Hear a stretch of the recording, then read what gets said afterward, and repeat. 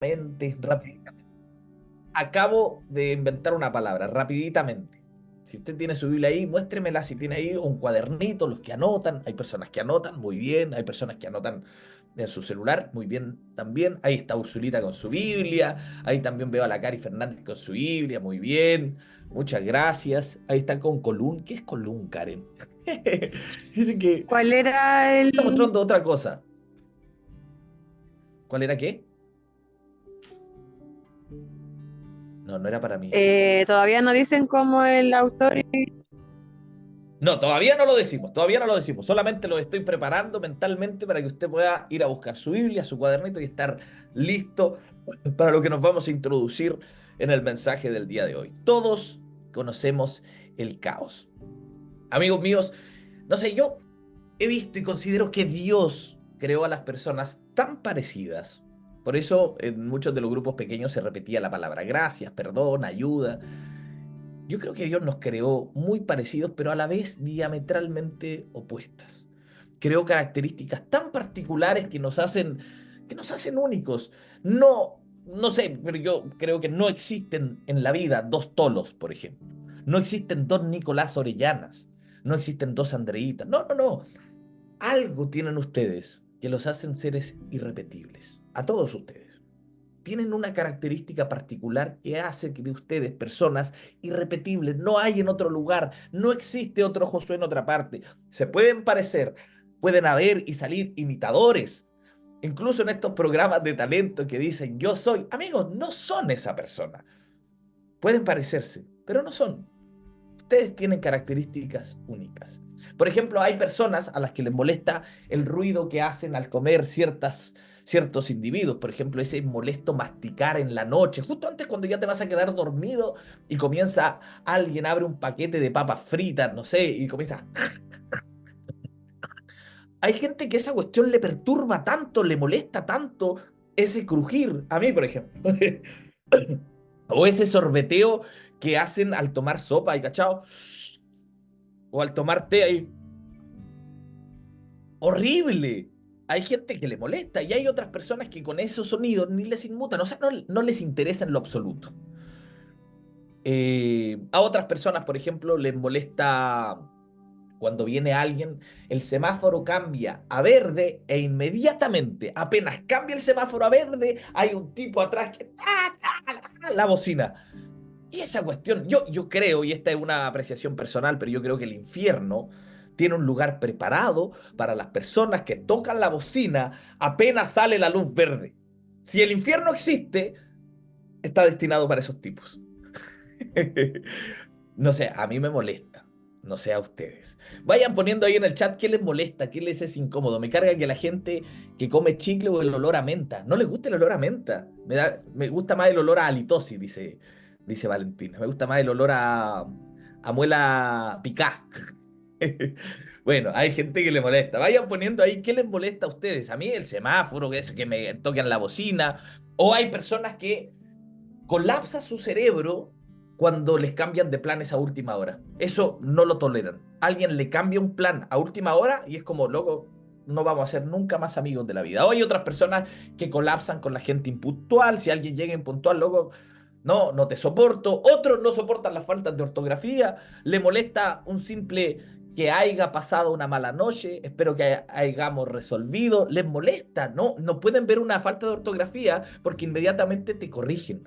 Hay personas que tienen la característica de corregir a quien les manda un mensaje. Se creen profesores de lenguaje sin serlo. Bueno, hay personas y personas. ¿Qué otra cosa? ¿Qué otra cosa les molesta? ¿Qué transgrede? Las faltas de ortografía. Aquí han puesto algunos sentir el olor a cigarro. Yo tenía una compañera de trabajo que todas las mañanas olía a perfume, olor a boca y cigarro. Ese era como su olor característico. Olor a boca, cigarro, acompañado de un perfume dulce. Coral, probablemente. Ya que se me carga la gente que siempre pasa algo, que siempre le pasa algo peor a lo que uno le está contando. Ah, uno cuenta una historia y dice, eso no es nada, a mí una vez.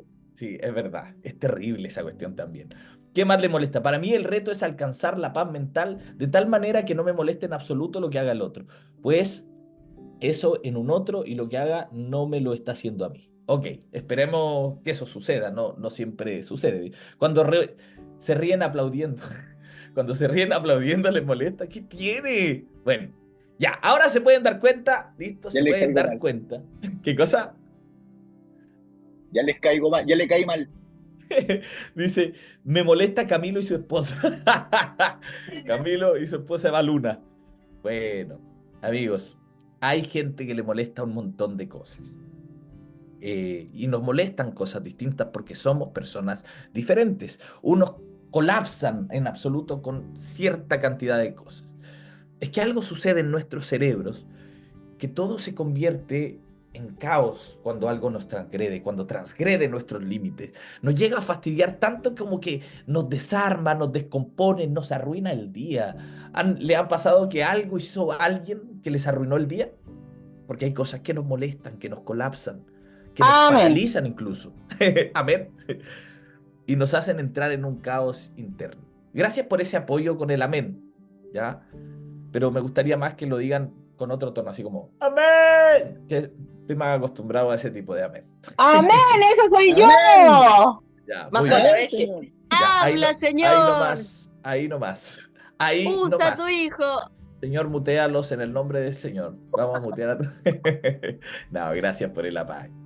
Gracias por el apaño. Ya, ahí me molesta cuando dicen amén. Ya, entonces para no colapsar a José, nadie más diga amén.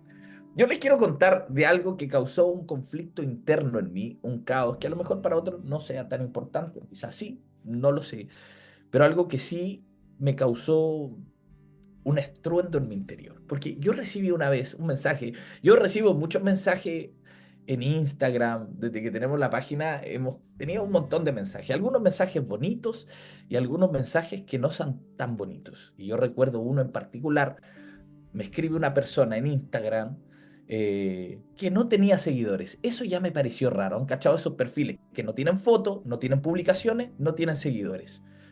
Y me escribe y me dice, y es cuando me escribió, cuando me salió un mensaje esta persona, sin seguidores, sin foto perfil, yo dije, bueno, mi ex otra vez está haciendo de la suya, está tratando de recuperarme, no se lo vamos a permitir, señor, no se lo vamos a permitir. Entonces, yo empiezo a leer el mensaje, lo abro, y ¿sabes lo que dice? Me ponen, te voy a partir las piernas, HDP.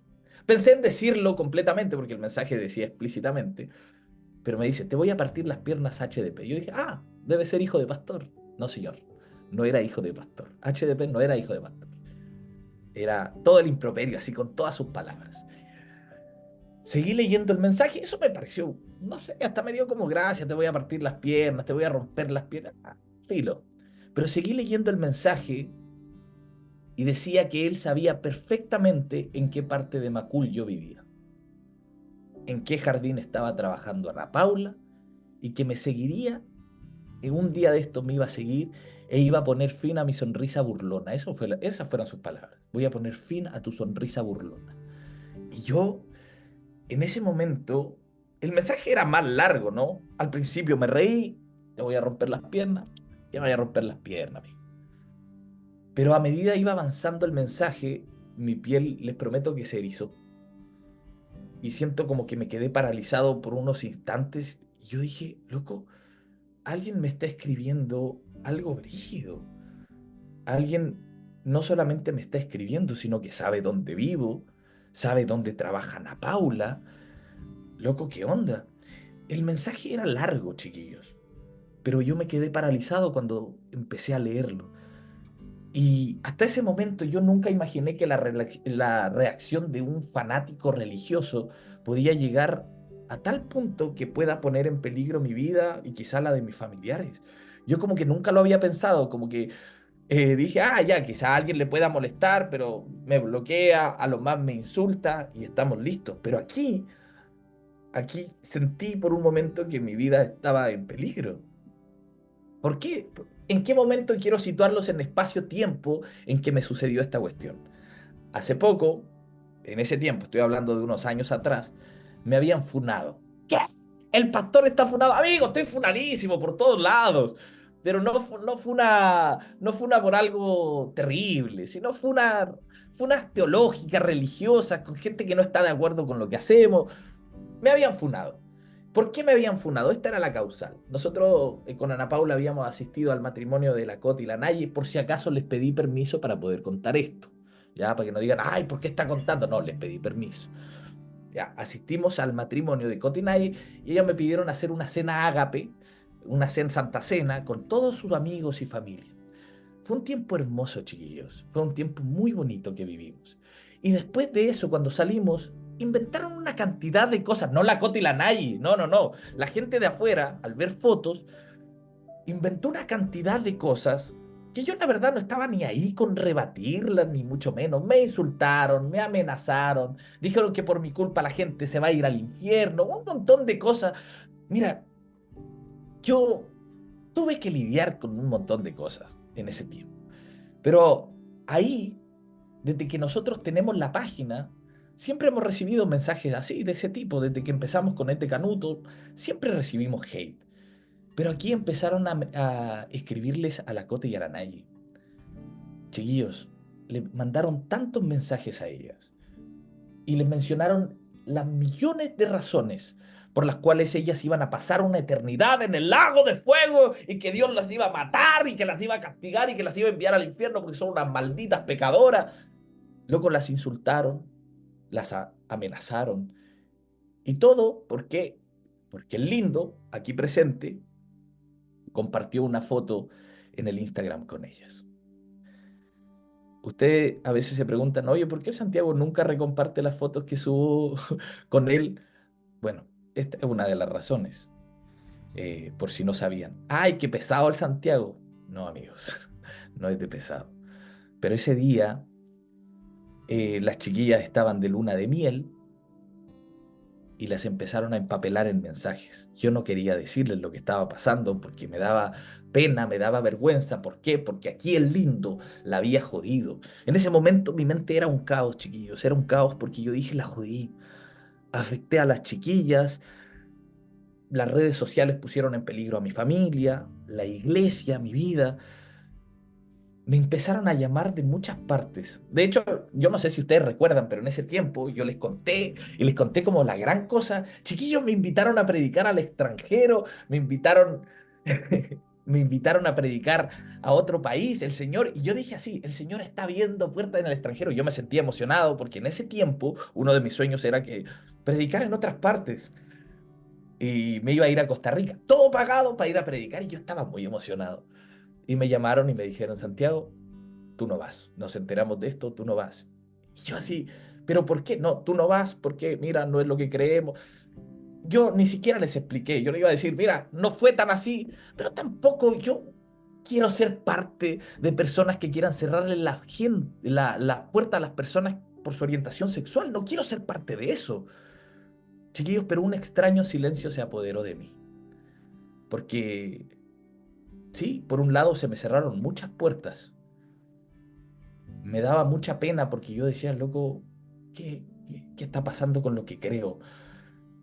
Y entré en un conflicto interno súper grande. Y esto ya se lo estoy confesando después de sentirlo de alguna forma un poquito más superado, porque sí me afectó harto. Nunca me había afectado un hate como este.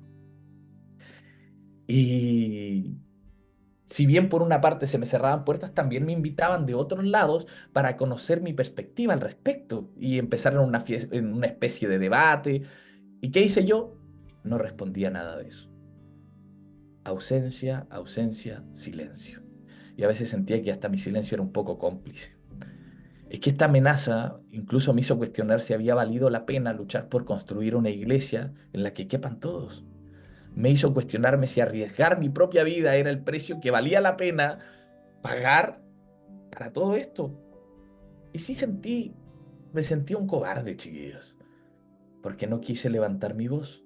Y siento que hasta dejé como en jaque a otras personas que decían, pero Santiago, tú, no sé, tú querías amarnos, ¿no? Y ahora sé, ahora, después de ya que pasó varios meses de eso, o varios, de hecho ya pasó más de un año, más de un año, casi dos. Ahora sé que yo no había perdido la batalla contra las fuerzas oscuras del fanatismo religioso, como yo había creído en algún momento. Dije, callaron mi voz.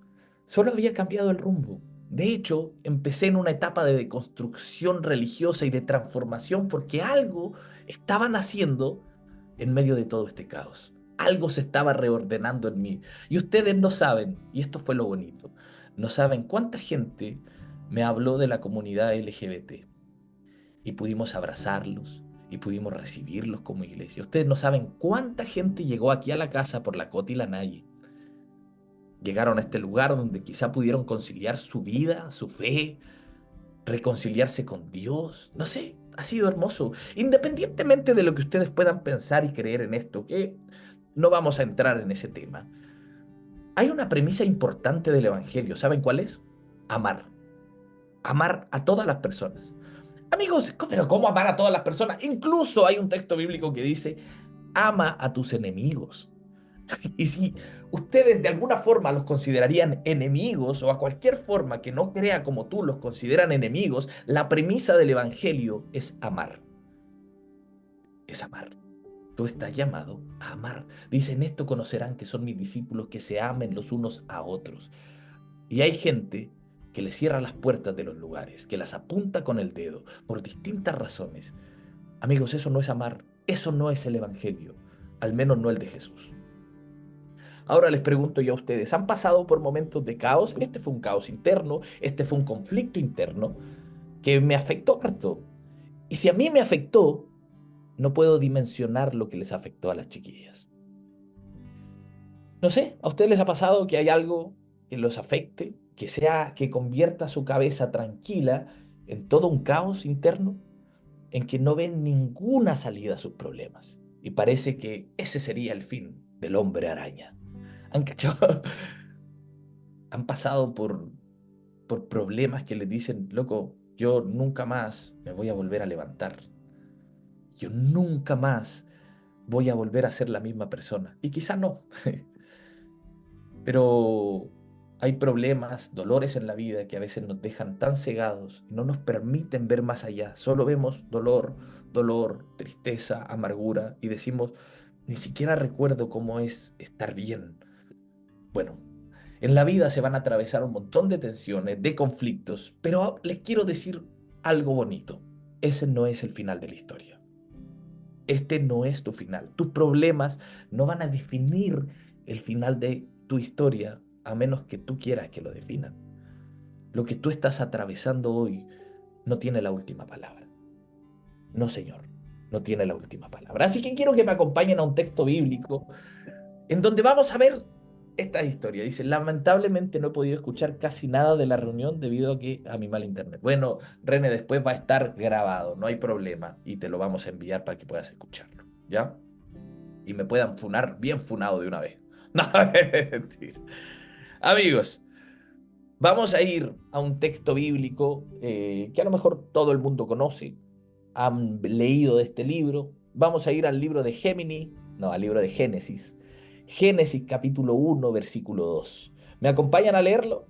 Vayan a buscarlo, yo lo voy a leer porque tengo algunas versiones que me gustaría mostrarles, pero vamos a Génesis capítulo 1, versículo 2. ¿Lo tiene? Por favor, dígame si lo tiene. ¿Lo tiene ahí? Díganme por último, ¡amén! Algo así o alguna cosa. Amén. Sí, sí. Amén. Ya. Amén. Ok. Aleluya. Ya, muchas gracias, muchas gracias. Ya, ahí lo tienen. Y me van a seguir con la lectura porque lo vamos a leer. Génesis capítulo 1, verso 2. Dice así. Y la tierra estaba desordenada. ¿Y qué cosa? Gracias. Yo pensé que iba a haber un efecto Vacía. inmediato. Y vacía, muchas gracias. Y la tierra estaba desordenada y vacía. Y las tinieblas estaban sobre la faz del abismo. Y el Espíritu de Dios, ¿qué cosa dice ahí? Se movía. Se movía, en otras sobre la versiones faz. dice se revoloteaba sobre la faz de las aguas. Hay una versión que me gusta mucho, hasta ahí vamos a estar, pero hay una versión que me gusta mucho, que es una versión católica, que es la Jerusalén. Es una versión buenísima y dice lo siguiente: la tierra era caos y confusión y oscuridad por encima del abismo, y un viento de Dios aleteaba por encima de las aguas. Esa versión me gusta. Y la tierra era caos. Era todo caos. Todos de alguna forma sabemos lo que es el caos, ¿verdad? Lo hemos experimentado, lo hemos vivido, hemos sido víctimas del caos. De hecho, hay veces que le hemos permitido quedarse por mucho tiempo en nuestras cabezas. Caos quizá pueda ser una decepción amorosa. Caos puede ser un mal día, cuando justo te tocan la bocina y a ti te hace colapsar, cuando estás en medio de un taco y estás apurado. Caos en tu cabeza. Caos puede ser una falsa expectativa que te hiciste. Yo esperaba esto y no se cumplió. Caos puede haber sido algún fracaso que tuviste, algún error vergonzoso que cometiste. Caos puede haber sido una relación que no funcionó, un engaño, te engañaron y te dejó en caos, te dejó completamente destrozado, un divorcio o tal vez una injusticia. Y para muchos de nosotros, el caos a veces es como la configuración predeterminada de nuestra existencia. Todo es caos, todo. Y realmente no conocemos otra realidad que no sea el caos. Simplemente nos volvemos expertos en manejar estos conflictos. ¿Saben qué me gusta mucho de la historia del Génesis? ¿O qué me consuela bastante en la historia del Génesis? En esta historia de la creación, en este versículo que leímos, me encanta que empieza con una realidad de la cual es muy consciente. Es tanto así que las primeras líneas de este libro, del primer libro de la Biblia, no comienzan con la perfección, comienzan con el caos. Porque el relato, bueno, algo que tenemos que entender bien es que el relato de la creación del Génesis no busca ser un hecho histórico, no es decirte, esto sucedió de esta manera y así es, y punto, como decía mi papá. No, esto porque sí, porque aquí lo dice, porque sí, y punto. No buscaba ser un hecho histórico. Busca generar una identidad, busca contar una historia donde su Dios es el protagonista. ¿Y por qué empieza con caos entonces este libro o este relato, un poema en realidad de la creación? ¿Por qué empieza con caos? Bueno, yo les quiero contar en qué momento se escribe este libro y en qué momento se escribe esta historia. Hubo un tiempo en que Israel, el pueblo de Israel, estaba dividido, se dividió. Primero era un solo pueblo, Israel, una gran nación, somos una gran nación, todos felices, cantaban el himno nacional de Israel. Puro Israel, tu cielo azulado, puras brisas te cubren también. Puro Israel. Y de repente Israel se divide, y se divide en el reino del norte, que era el reino de Efraín, y el reino del sur, que era el de Judá. Cuando ellos se dividen, de pronto, ¡pum!, en la historia aparece Babilonia. Babilonia. No las que cantan las canciones del reggae, ¿no? Babilonia, el imperio babilónico.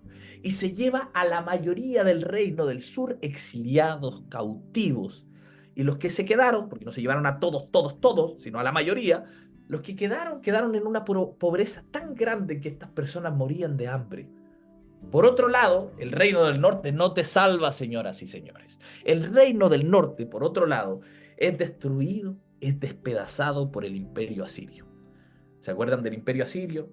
Nínive, la capital del imperio asirio. ¿Se acuerdan de la historia de Jonás? Una vez contamos eso en una prédica. Bueno, el reino del norte es destruido por este imperio.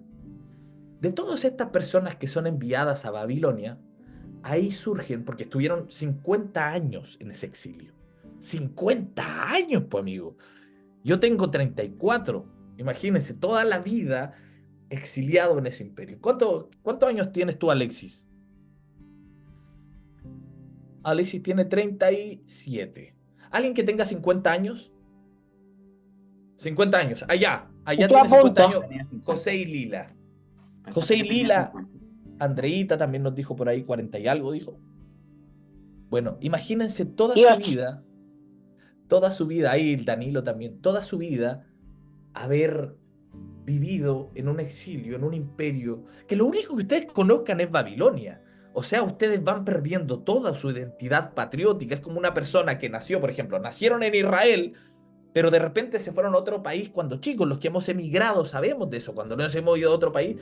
Y prácticamente ustedes dirían, Santiago no es ecuatoriano, Santiago es chileno. No, yo soy ecuatoriano, pero he vivido casi más parte de mi vida acá en Chile. Entonces, chileno. Entonces, imagínense que ellos también de a poco iban perdiendo, si pasaron tanto tiempo allá, iban perdiendo todo, su identidad nacional, sus creencias. Entonces, de estas personas que son enviadas a Babilonia, surgen personas que empiezan a reflexionar y fortalecer sus creencias. Sale la ley, las promesas de la alianza y todas esas cosas. Algo que tenga como identidad a ellos. En Babilonia ellos tenían un relato de la creación.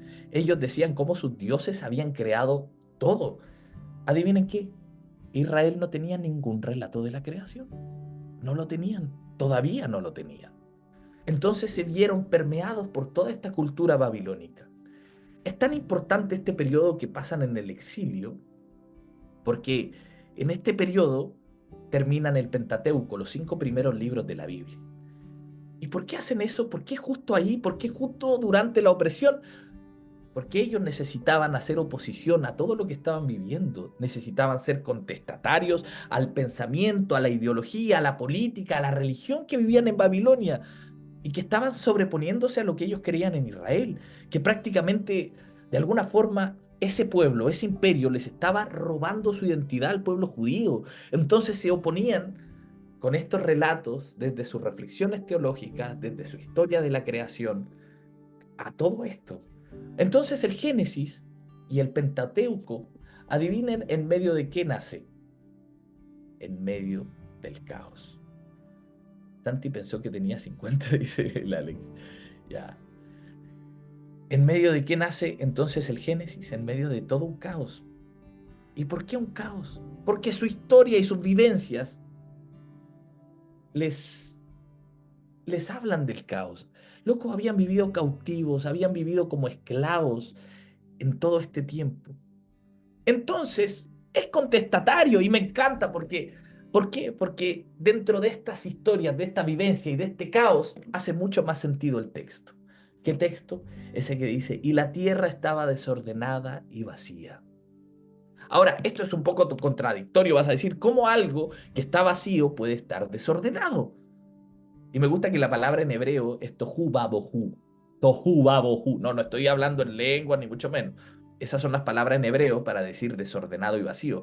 ¿Qué significa? Son como casi sinónimos que significan vacío, vaciedad, profundo vacío. Significa caos. Y el texto sigue, ¿no? Y dice, y la oscuridad estaba por encima del abismo. Amigos, estas descripciones, no sé a ustedes, pero me aportan a un panorama ausente de vida, ausente de significado, de propósito, y tal como sentimos a veces cuando el mundo se nos viene abajo. Esa sensación de que no tiene sentido nada de lo que estamos viviendo, nada de lo que estamos atravesando, todo es caos. Y la siguiente línea a mí me parece muy power porque dice, y el Espíritu de Dios revoloteaba o se movía sobre la faz de las aguas. Ustedes sabían que las aguas en el mundo antiguo era un símbolo muy paradójico, porque por un lado, claro, las aguas significaban vida, las aguas daban lugar a las semillas, que los campos puedan fructificar, pero por otro lado, también simbolizaba el caos, el peligro. Piensen en los diluvios, en las tormentas, los mares profundos, la acumulación de agua, no sé, en la mente antigua, e incluso ahora en nuestro mundo moderno también las aguas pueden ser algo destructivo, algo peligroso. Por ejemplo, alguien que vivió un aluvión no puede decir que el agua es bonita, po. Van a decir, oye, el agua no arrebató la vida. Entonces, según estas creencias populares de la época, cuando el mar o los lagos estaban en una tormenta, era porque en el fondo del mar se creía que el mar tenía en el fondo demonios y los demonios estaban haciendo una especie de danza para atentar contra las personas. Eso era lo que ellos creían. Entonces los navegantes, además de temerle a la fuerza de la naturaleza, le temían a qué cosa? A los demonios que estaban bajo el agua porque se movían a través. Eso era lo que creían en la época. Qué terrible. Ellos tenían miedo de todo. Y todo, ellos son básicamente como mi papá. Todo el diablo. Todo era el diablo. Entonces, en esta descripción de mundo, para iniciar la historia de la humanidad, quizá podría decirse el mundo era un completo caos. El mundo era un completo desastre. Que esta realidad que estamos viviendo no está bien, eso está diciendo. Pero detengámonos en la última línea, porque esta es mi favorita, y dice, y el Espíritu de Dios revolotea, se movía sobre la faz de las aguas. O sea, estaba por encima de todos esos demonios, de todos esos miedos. La palabra espíritu significa aliento. Es un viento, es un aliento. Y esta imagen es hermosa dado que Dios Dios está trayendo la creación, está trayendo la existencia, Dios le está dando aliento. Imagínense, si el mundo era un caos, Dios está dándole aliento, le está dando la fuerza para poder subsistir, para poder crearse algo de ahí. Y ese Espíritu de Dios, ¿qué hacía? Revoloteaba. Me gusta porque la palabra revolotear, merajafet, es en hebreo, que significa revolotear. Solo la encontramos 3 veces en la Biblia. 3 veces en la escritura hebrea, nada más que 3 veces. Y quiero que vayamos rápidamente a un segundo texto que es Deuteronomios 32 del 10 al 12.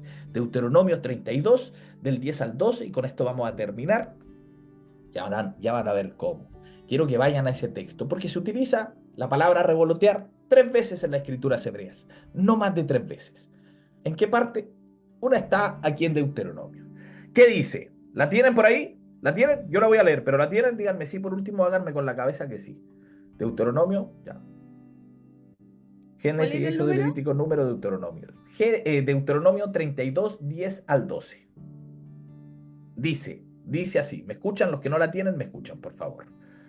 Dice, lo halló en una tierra desolada, en la rugiente soledad del yermo. Yermo es como un desierto. Lo protegió y lo cuidó. Lo guardó como a la niña de sus ojos. Como un águila, y en esta parte presten atención, ¿como qué cosa? ¿Como un qué? Como un, Águila. muchas gracias, como un Águila. águila que agita el nido y revolotea sobre sus polluelos, que despliega su plumaje y lo lleva sobre sus alas. Solo el Señor lo guiaba, ningún dios extraño iba con él. Me gusta esa parte que dice, como un águila que agita el nido y que revolotea sobre sus polluelos. Revolotear era esa palabra que dijimos. Revolotea sobre la faz de las aguas, se mueve sobre la faz, así como el águila agita el nido. Revolotear en este pasaje tiene que ver con cuidar, con proteger, con defender la vida. Vida que está emergiendo bajo las alas de esta águila, esos huevos que se están empollando, esa vida que se está protegiendo.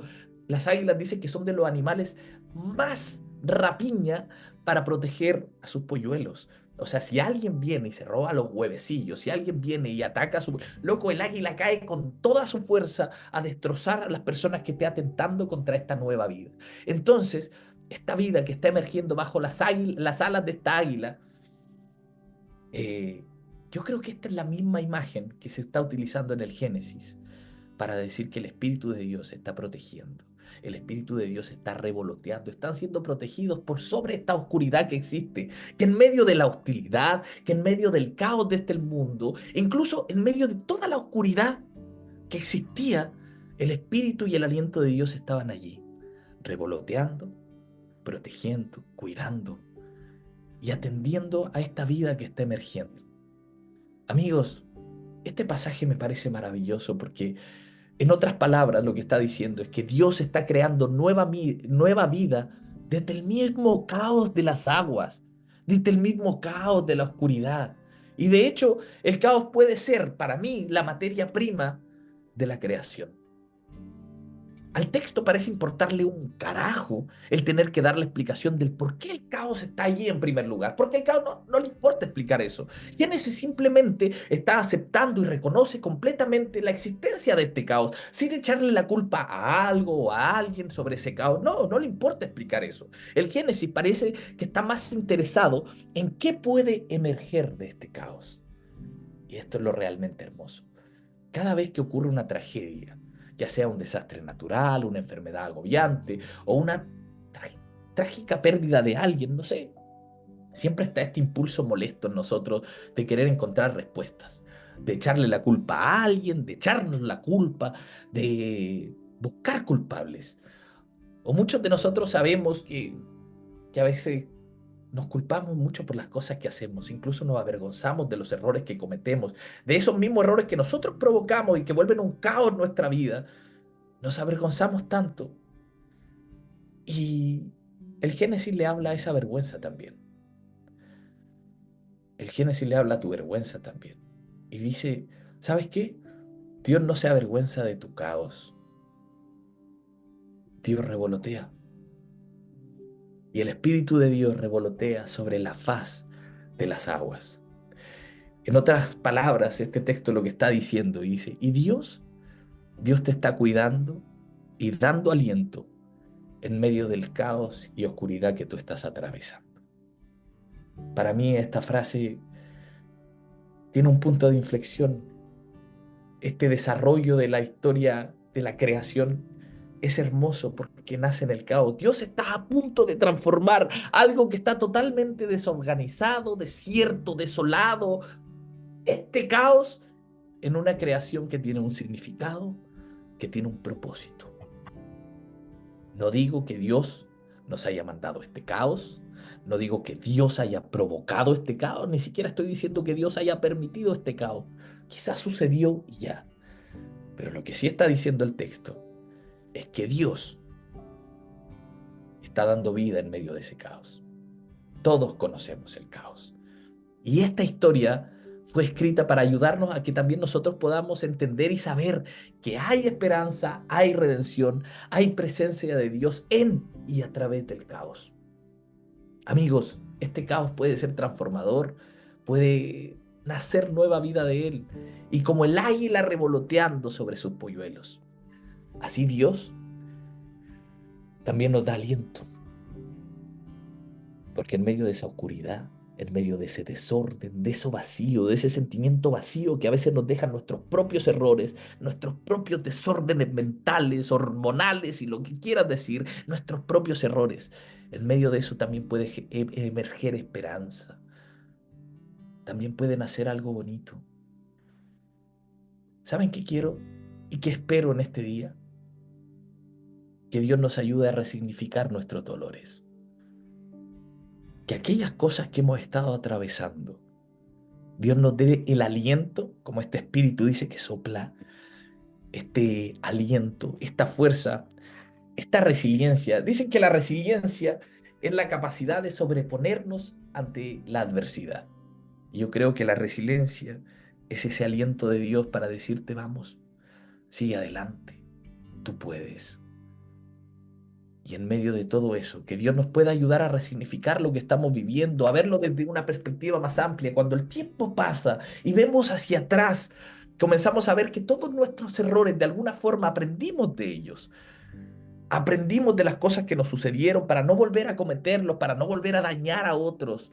Chiquillos, y si algo nos sucedió, y si algún error cometimos, espero que en el día de hoy su reflexión sea que van a hacer algo nuevo de eso, que se va a transformar eso feo, eso oscuro, eso triste, en algo hermoso. Que aquello triste que pasamos pueda abrazar a otros, pueda consolar a otros. Y dice un texto de Pablo que dice que Dios nos consuela con lo mayor de su consuelo para que nosotros podamos asimismo consolar a otros. Amigos, si ustedes han recibido consuelo, si ustedes han atravesado algo en la vida, les prometo que eso va a poder abrazar a otros cuando estén viviendo algo similar a lo de ustedes. Y yo sé que la Cote y la Nayi han podido abrazar a tantas personas y mostrarles a un Dios que las ama, que los ama. Y lo que ustedes han atravesado también. Porque Dios revolotea, Dios nos cuida, Dios nos ama. Que ese caos se transforme en nueva vida. Dios les bendiga, amigos. ¿Oramos? ¿Oramos? ¿Les parece? ¿Habían visto el Génesis así alguna vez? ¿No? Bueno, qué bonito que podamos verlo juntos, esto desordenado, en una creación hermosa.